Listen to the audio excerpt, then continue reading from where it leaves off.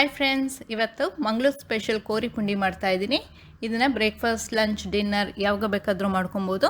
ವೆಜ್ಜಲ್ಲಿ ನಿಮಗೆ ರೆಸಿಪಿ ಬೇಕು ಅಂತ ಹೇಳಿದ್ರೆ ಬಸಳೆ ಪುಂಡಿ ರೆಸಿಪಿನ ನಾನು ಡಿಸ್ಕ್ರಿಪ್ಷನಲ್ಲಿ ಹಾಕಿರ್ತೀನಿ, ಚೆಕ್ ಮಾಡ್ಕೊಳ್ಳಿ. ಈ ವಿಡಿಯೋ ಇಷ್ಟ ಆದರೆ ಲೈಕ್ ಮಾಡಿ. ಹಾಗಾದರೆ ಹೇಗೆ ಮಾಡೋದು ಅಂತ ನೋಡೋಣ. ಕೋರಿ ಪುಂಡಿ ಮಾಡಲಿಕ್ಕೆ ಅಕ್ಕಿ ತರಿ ತೊಗೊಂಡಿದ್ದೀನಿ. ಮಂಗಳೂರಲ್ಲಿ ಕಡುಬುಗೆ ಪುಂಡಿ ಅಂತ ಹೇಳ್ತಾರೆ. ಸೊ ಫಸ್ಟ್ ಕಡುಬು ಮಾಡಿ ಇಟ್ಕೊಳ್ಳೋಣ.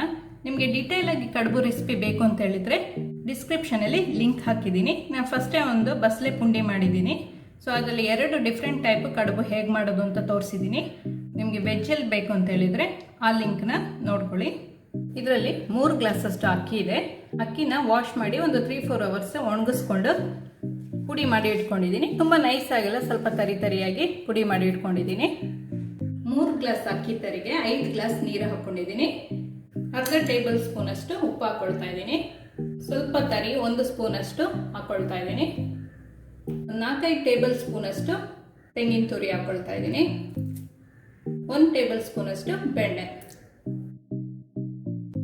ಚೆನ್ನಾಗಿ ಕುದಿಬೇಕು. ಇದು ನೀರು ಕುದೀತಾ ಇದೆ. ಅಕ್ಕಿ ತರಿನ ಸ್ವಲ್ಪನೇ ಹಾಕೊಂಡು ಮಿಕ್ಸ್ ಮಾಡ್ಕೊಳ್ಳೋಣ.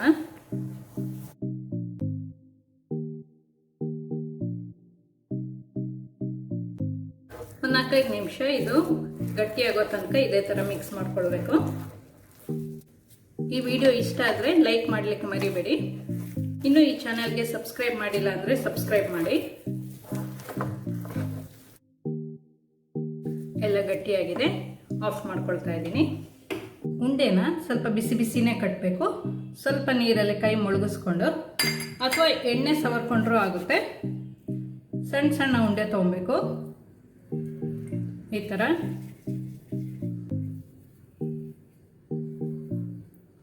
ಥರ ಸಣ್ಣ ಸಣ್ಣ ಉಂಡೆ ಮಾಡಿ ಇಟ್ಕೊಳ್ಳೋಣ. ಅಥವಾ ಈ ಥರ ಪ್ರೆಸ್ ಮಾಡಿ ಈ ಥರ ಮಾಡಿ ಇಟ್ಕೊಂಡ್ರೂ ಆಗುತ್ತೆ.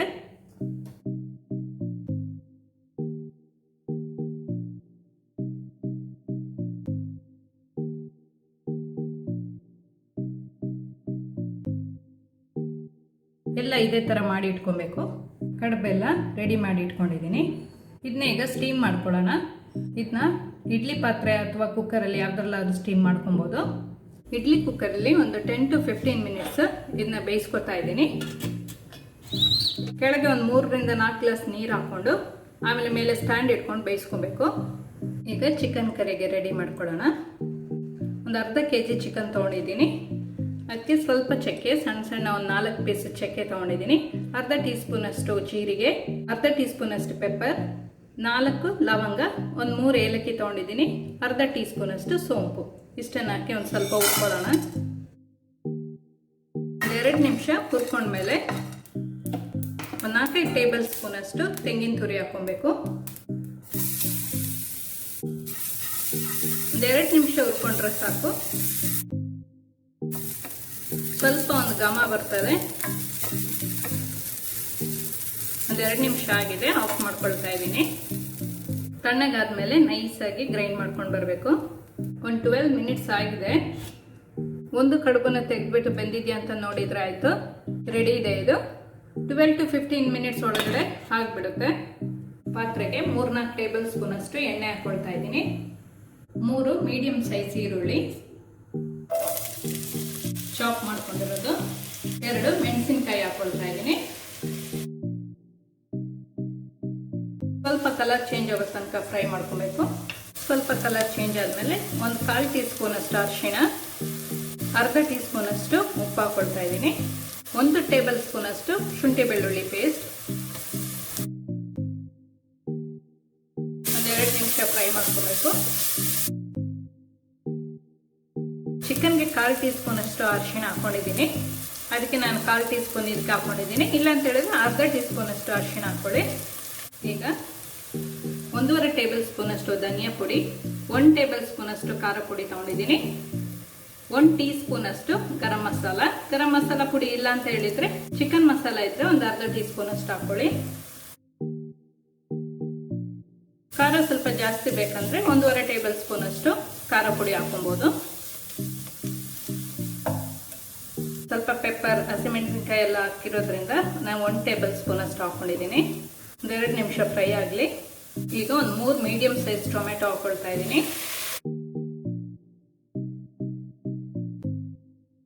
ಟೊಮೆಟೊ ಎಲ್ಲ ಸ್ವಲ್ಪ ಸಾಫ್ಟ್ ಆಗೋ ತನಕ ಫ್ರೈ ಮಾಡ್ಕೊಬೇಕು. ಮುಚ್ಚಿ ಬೇಯಿಸ್ಕೊಳ್ಳೋಣ. ಎಲ್ಲ ಚೆನ್ನಾಗಿ ಫ್ರೈ ಆಗಿದೆ. ಈಗ ಒಂದು ಅರ್ಧ kg ಚಿಕನ್ನ ಹಾಕೊಳ್ತಾ ಇದ್ದೀನಿ.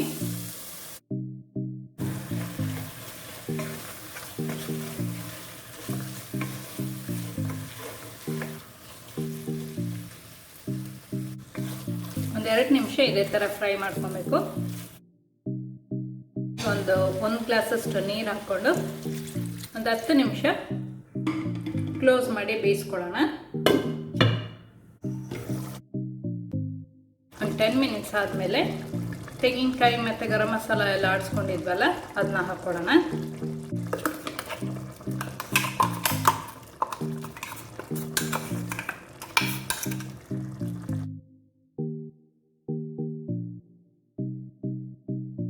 ಮಿಕ್ಸಿ ಜಾರ್ಗೆ ಸ್ವಲ್ಪ ನೀರು ಹಾಕ್ಕೊಳ್ಳೋಣ. ಇದು ಗ್ರೇವಿ ಸ್ವಲ್ಪ ನೀರಾಗೇ ಬೇಕು, ತುಂಬ ತಿಕ್ ಮಾಡ್ಕೊಳ್ಳೋದು ಬೇಡ. ಉಪ್ಪೆಲ್ಲ ಚೆಕ್ ಮಾಡಿಕೊಂಡು ಉಪ್ಪು ಬೇಕಾದರೆ ಒಂದು ಸ್ವಲ್ಪ ಹಾಕ್ಕೊಳ್ಳಿ. ನಾನು ಇನ್ನೊಂದು 1/4 ಟೀ ಸ್ಪೂನ್ ಅಷ್ಟು ಹಾಕ್ಕೊಳ್ತಾ ಇದ್ದೀನಿ. ಇನ್ನೊಂದು 10 ನಿಮಿಷ ಇದು ಚೆನ್ನಾಗಿ ಬೇಯಲಿ. ಎಲ್ಲ ಚೆನ್ನಾಗಿ ಕುದೀತಾ ಇದೆ. ಸ್ವಲ್ಪ ಕೊತ್ತಂಬರಿ ಸೊಪ್ಪು ಹಾಕ್ಕೊಳ್ಳೋಣ. ಈಗ ಬೇಯಿಸ್ಕೊಂಡಿರೋ ಕಡುಬುನ ಹಾಕ್ಕೊಳ್ತಾ ಇದ್ದೀನಿ.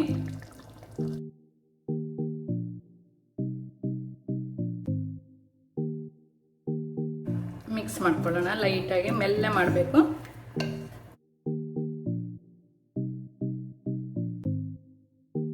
ಒಂದು 2-3 ನಿಮಿಷ ಕ್ಲೋಸ್ ಮಾಡಿ ಬೇಯಿಸ್ಕೊಳ್ಳೋಣ.